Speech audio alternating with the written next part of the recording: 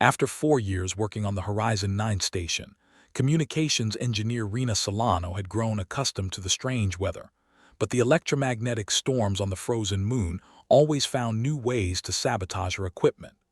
During the latest storm, the relays overloaded, the long-range antenna failed, and half of the station's sensors began returning meaningless data. With her toolkit slung over her shoulder, Rena passed through the airlock and stepped out into the howling white snow. She expected a fried antenna. She expected another 12-hour shift in the blizzard. She did not expect to find a young Kartar lying in the snow, bleeding out beside the shattered remains of a perimeter trap. For a moment, she simply stared. The creature's pale exoskeletal plates were cracked, black, almost metallic blood steamed in the cold. Its three-fingered claws twitched weakly, struggling to find leverage on the ice. Its breath came out in ragged bursts, frosting instantly. One eye dark, predatory, unmistakably Kartar focused on her. And it tried to crawl toward the station. Toward her. A wounded predator, still determined to kill anything that moved. The sight turned her stomach cold. The Kartar were the terror of the galactic rim, ruthless hunters from a world of blizzards and ice chasms.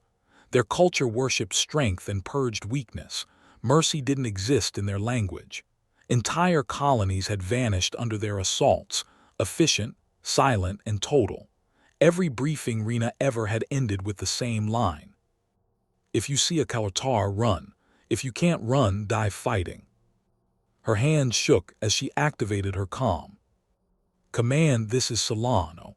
I've found a young Kartar outside the south perimeter. It triggered the traps. It's injured, severely. The reply came instantly, sharp as a knife. Eliminate it, Solano, immediately. Repeat, immediately. Kartar do not take prisoners, do not raise children, and do not show mercy. Rena looked down again. The creature wasn't attacking now. It wasn't even moving. It was trembling, afraid, dying. It lifted one clawed hand, shaking, clumsy, and reached toward her, a gesture no Kartar would ever make unless driven past all instinct. A plea. Rena swallowed. Her thumb hovered over the comm switch. Then she turned it off. The next 6 hours became the hardest of her life. Inside the station's medical bay, she worked with frantic precision. Kartar biology was brutal, rigid plates instead of bone, a circulatory system that gelled on contact with air, and cold-adapted organs that reacted violently to warmth. Improvising was the only option. She adapted an oxygen module to match their hyperoxygenated needs. She sealed ruptured plates with experimental polymer foam. She warmed the creature with a prototype thermal cocoon meant for equipment, not living beings. And she crafted makeshift replacements for the HLAR steel patches young Kartar normally developed naturally, patches he clearly hadn't formed yet. Every time he spasmed or hissed in pain, she whispered, "Hold on, just hold on." Eventually, the translator, struggling with his damaged vocal cords, picked up a single word. Kier. His name. When exhaustion finally dragged him into sleep, for the first time free of agony, Rena sat beside the cot, shaking with adrenaline and disbelief. She had just saved a creature her species considered a nightmare. And she knew she would pay for it. 2 weeks later, Horizon 9 went silent. Every alarm triggered at once. Sensor readings froze, then overloaded. The sky above the ice plateau shimmered, and a Kartar warclan tore out of hyperspace, 6 capital ships eclipsing the storm clouds. No one doubted what came next. The station prepared for annihilation. People said goodbyes over comms, weaponized the fuel cells, and waited. But no attack came. Instead, a single transmission cut through the static. Return, Kier. Explanation will follow. The landing pad flooded with freezing wind as 3 Kartar warriors emerged from the shuttle. Their armor was carved from living ice, jagged and shimmering. Behind them stepped a towering elder with silver ridges along his jaw, marks of a clan master. Kier clung to Rena's sleeve the moment he saw them. He trembled, not with fear, she realized, but with instinctual deference. Still, he didn't let go of her.